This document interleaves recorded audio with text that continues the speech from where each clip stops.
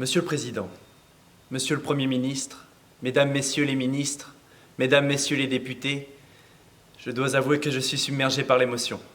J'espère être capable de vous dire quelques mots.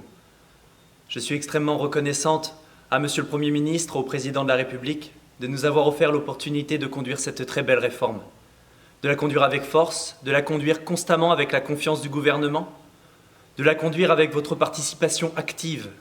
Vous avez amélioré ce texte, vous l'avez enrichi. Vous avez été fortement présent. Durant les longues nuits, vous avez été là, stoïque, à entendre parfois des propos absolument insupportables, heurtant à nos valeurs profondes, heurtant à notre éthique. Mais nous avons eu aussi de très grands et de très beaux moments de démocratie. Nous avons eu dans l'opposition des interventions et des parlementaires qui se sont battus sur ce texte, qui ont fait valoir leur opposition forte, ferme, avec des arguments, et nous leur en savons gré, parce que ces interventions-là resteront aussi dans l'histoire. Nous savons que nous savons bâtir ensemble. Nous savons que nous n'avons rien pris à personne. Nous nous sommes interrogés lorsque les premières interrogations se sont exprimées dans la société. Nous nous sommes demandé si nos convictions suffisaient, et puis nous avons écouté attentivement les inquiétudes, les protestations des opposants. Nous sommes forcés d'y répondre, lucidement, clairement, franchement, en les renvoyant au texte. Nous nous sommes demandé ce qui était le plus précieux pour les couples hétérosexuels et les couples hétéroparentaux. Nous savons que c'est d'abord le lien biologique, et nous savons que nous n'y avons pas touché.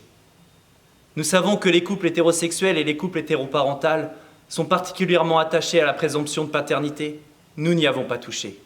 Par contre, nous avons amélioré l'exercice d'autorité parentale. Nous avons facilité le partage de l'autorité parentale.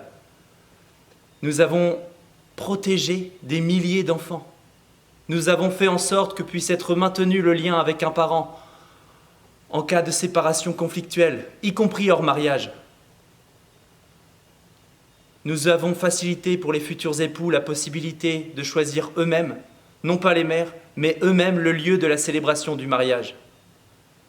Nous savons donc que nous n'avons rien ôté à personne et qu'au contraire, par ce texte de loi, nous avons reconnu les droits de nos concitoyens dont la citoyenneté était sournoisement contestée et nous avons ouvert des droits à tous les autres couples. C'est donc incontestablement un texte généreux que vous avez voté aujourd'hui et nous vous en savons définitivement gré.